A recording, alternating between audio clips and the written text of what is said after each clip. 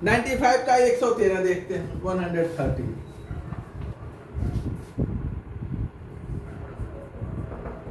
देखा जाए इसमें है फ्लैश लाइट, ये तो बता चुके थे ना। बैटरी जो है, जो टॉर्च की बैटरी है, वो जैसे जैसे काम करती जाती है उसका पोटेंशियल धीरे धीरे ड्रॉप होता जाता है। कारण क्या है? क्योंकि उसमें बाई प्रोडक्ट के रूप में अमोनिया बनता है, जो जिंक एनोड के जिंक से रिएक्शन करके साल्ट बना लेता है और वहीं इकट्ठा हो जाता है। क्वेश्चन नंबर 114 देखा जाए, 114 इसमें देखा जाए Nernst distribution law is not valid. Nernst distribution law जो है वहां पर सफल नहीं हो पाता जब दो सॉल्वेंट एक दूसरे में मिक्सअप हो रहे हैं। देखिए पहला दिया, इन्होंने नॉट वैलिड कहा है, Nernst distribution law not valid. Same molecular species are present in both solvent, दोनों सॉल्वेंट में अगर एक ही मॉलिक्यूलर स्पीशीज है तो वैलिड होता है। Solution is dilute, dilute solution के लिए वैलिड है। अगला, टू सॉल्वेंट आर इमिक्सिबल, दोनों विलायक एक दूसरे में मिक्सअप न हो, ये भी सही है। चौथा दिया है कि दोनों विलायक एक दूसरे में पार्शियली मिक्सिबल हो, पार्शियली मिक्सिबल सॉल्वेंट, मिक्सिबल मिक्सिबल सॉल्वेंट, यही गलत है यानी यही सही विकल्प है। सॉल्वेंट एक दूसरे में मिक्सअप ना हो तो ठीक है। अगला question number 115, an aqueous solution contain two polymer. एक एक्वस सॉल्यूशन है जिसमें दो पॉलीमर है, polymer fractions having molecular weight इतना इतना, दोनों आर प्रेजेंट इन इक्विमोलर। अच्छा, दो पॉलीमर है, एक का मोलर मास इतना है और दूसरे का मोलर मास जो है ये दे रखा है 60,000, ठीक है। इनके नंबर ऑफ मोल N1 और इसका N2 दोनों आपस में बराबर है, N1 equal to N2 equal to N मान लें, मोलों की संख्या बराबर है। तो हमें पूछा क्या है, number average molecular weight and weight average molecular weight. इनके number average weight average molecular weight देखिए नंबर एवरेज मॉलिक्यूलर वेट कैसे निकालते हैं, ये हम समेशन लेते हैं उनके मोलों की, number of moles into molar mass divided by summation number of moles. तो इनका जो है देखिए, एक का नंबर ऑफ मोल्स एक है, n की वैल्यू एक मान ले, कुछ भी मान ले, 1 मान ले, बराबर है तो दोनों बराबर है तो चाहे जो मान लीजिए, इनटू जो है इसका मोलर मास प्लस अगले का मोलर मास 60,000 डिवाइडेड बाय इनके मोलर मास 1 प्लस 1, तो दोनों को जोड़ लीजिए और ये हो जाएगा, तो कितना आ जाएगा 80,000, ये आ जाएगा मास एवरेज, नंबर एवरेज, मास एवरेज मोलर मास देख लीजिए, मास एवरेज मोलर मास में यहाँ स्क्वायर, यहाँ m से मल्टीप्लाई हो जाता है, यहाँ m और यहाँ m से मल्टीप्लाई हो जाता है। वेट एवरेज या मास एवरेज जब कह लें, ये हो जाता है NIMI स्क्वायर अपॉन NIMI, ठीक है ना। अब यहाँ पर देखिए, यहाँ हम करेंगे 1 गुणे इसका स्क्वायर प्लस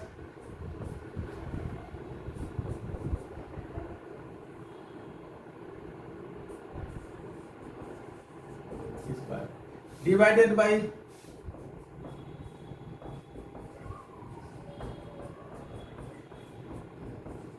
ये है।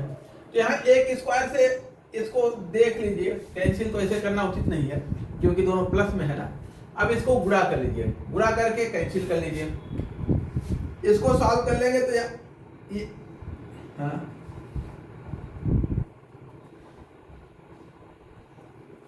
यहाँ यहाँ यहाँ ये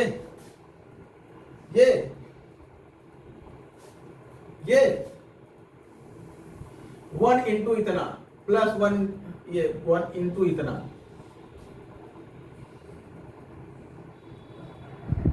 ठीक है, कहाँ जा रहे थे?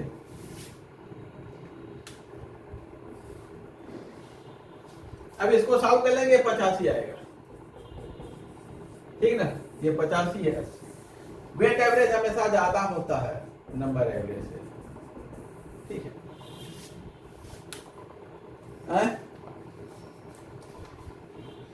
अगला क्वेश्चन 116।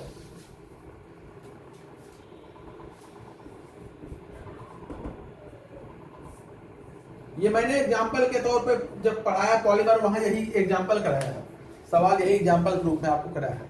देखा जाए, P K B value of 1 litre of a buffer solution contains इतना मोल NH4Cl एंड इतना मोल NH4OH इज 5।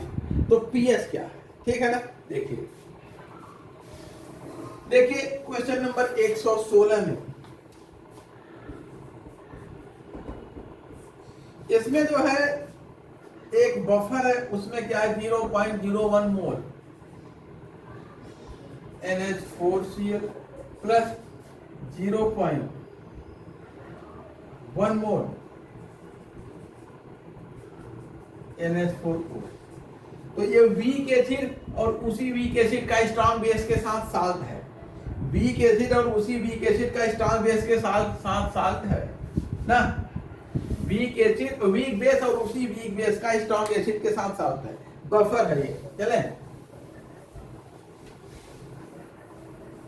अब देखा जाए, इनका कहना है कि पी के बी इसका दिया है, पी के बी दे रखा है 5, और उसके बाद जो है पीएच पूछा है। तो क्योंकि बेसिक बफर है तो पहले पीओएच निकाल लीजिए, पीओएच इसका निकाल लीजिए, ये हो जाएगा P K B plus log salt upon base, ये है। तो पी के बी क्या दे रखा है 5 प्लस लॉग, साल्ट की कंसंट्रेशन 0.01, बेस की कंसंट्रेशन 0.1, तो ये कितना आ जाएगा 1/10 ये आ जाएगा, ठीक ना। और लॉग अब ये हो जाएगा, तो POH इक्वल टू लॉग 1/10 यानी 0.1, तो ये आ जाएगा 5 - 1 यानी कि 4 आ जाएगा, pH बराबर 10 आ जाएगा, ठीक है ना। तो pH 10 इसमें है। आगे जो है क्लियर है ना, लॉग 1/10 यानी कि इस ये वैल्यू आ जाएगा, यानी कि 0.01 होगा, 0.01 का मतलब 10 घात -1, तो pH 1 हो जाएगा, ये log 1 हो जाएगा।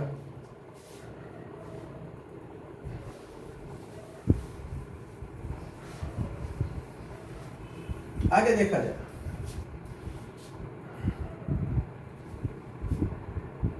नेक्स्ट देखते हैं अगला क्वेश्चन नंबर, इसमें कोई डाउट हो तो बता दीजिएगा। 117 पॉइंट आउट द इन, हाँ हाँ हाँ हाँ हाँ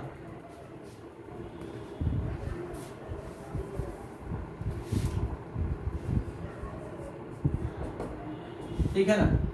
तो इसको आप लिख सकते हैं 5 - 1 log 10, log 10 की वैल्यू 1 होती है, तो 5 - 1 ही तो बचा। आगे देखा जाए question 17, point out the incorrect statement बताना है।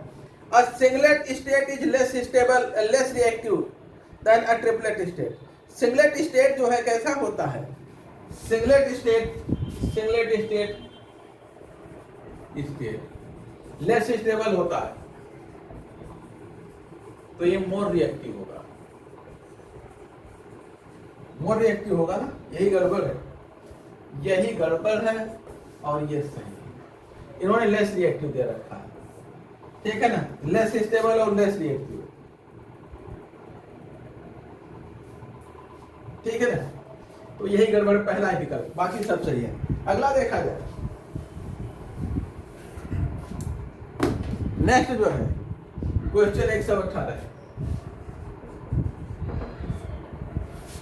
How many grams of copper will be deposited on passing current, कितना दे 0.5 फैराडे, 4 इतना faraday electricity in copper sulphate solution M पूछा है, एम इक्वल टू होता है ZIT, ठीक है ना। और कितना फैराडे इलेक्ट्रिसिटी पास कर रहे हैं 0.5। तो देखिए I into Q equal to जो है ये इतना फैराडे है। हाँ, तो इसकी जगह हम क्यों रख देंगे, ZIT होता है, ये हो जाएगा ZQ। अब Z की वैल्यू देखा जाए कितना होगा, Z की वैल्यू कॉपर का इन्होंने एटॉमिक वेट 64 दिया है, तो तुल्यांकी भार जो है 32 हो जाएगा, ठीक है ना। तो 96,500 इंटू 0.5, ठीक है ना। अब सॉल्व कर लीजिए, देखिए कितना आता है। गड़बड़ लिख दिया क्या? अच्छा हाँ, ये हम F करते हैं, 1 फराडे। हाँ, 96,500 1 फराडे होता है ना, 1 फराडे, ठीक है। चूंकि ये फराडे में दिया है, ये फराडे में दिया है, तो इसको भी हम फराडे में यूज करेंगे, ठीक है। या इतना फराड है,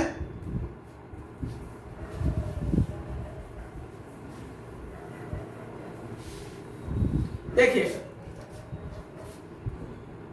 M इक्वल टू होता है ZIT की, ठीक ना।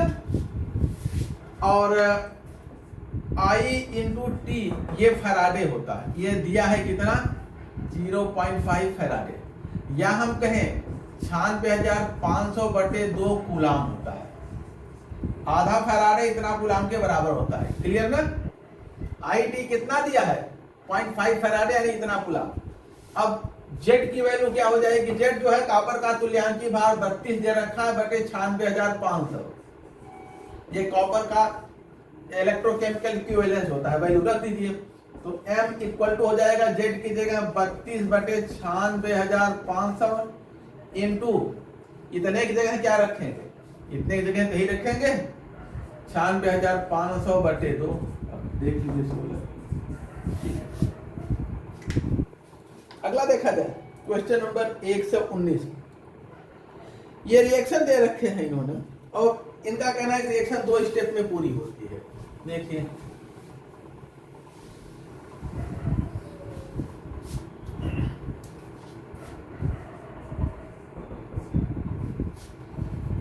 NO2 plus CO gas plus NO1 gas, ठीक है ना। आगे इनका कहना है ये रिएक्शन, इसकी मैकेनिज्म 2 स्टेप की है, और मैकेनिज्म देखिए क्या दिया है। पहला है NO2 plus NO2 NO plus NO3, ये फास्ट है, सॉरी स्लो है। और अगला जो है NO3 plus CO2 plus NO2, ये फास्ट है, ठीक है। अब देखा जाए इनका कहना है रिएक्शन का रेट का करेक्ट एक्सप्रेशन क्या है। रिएक्शन का रेट हम किस स्टेप से देते हैं, स्लो स्टेप से, तो रेट क्या हो जाएगा, यानी कि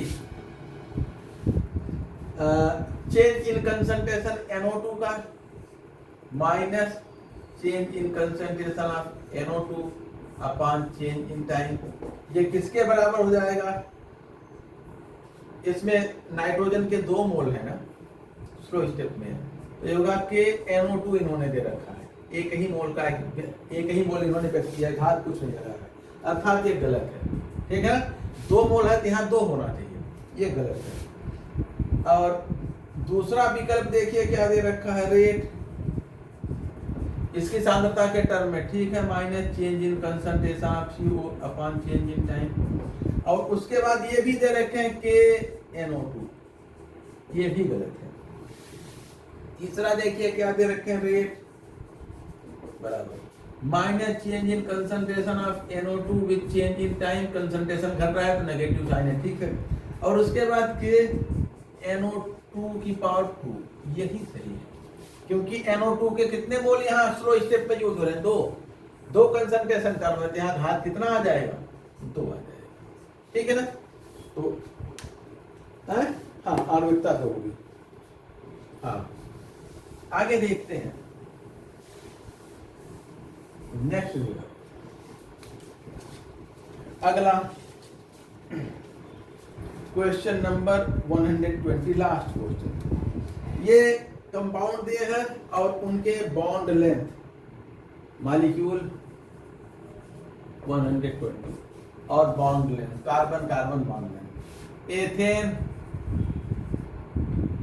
एथाइलिन, इसको कर लीजिएगा, क्या बताएं, एसिटिलीन, बेंजीन। एथेन में देखिए कितना होता है 1.54, एथाइलिन में 1.34, एसिटिलीन में 1.20, बेंजीन में 1.39, ठीक है, इनमें स्ट्रॉन्ग में सारे।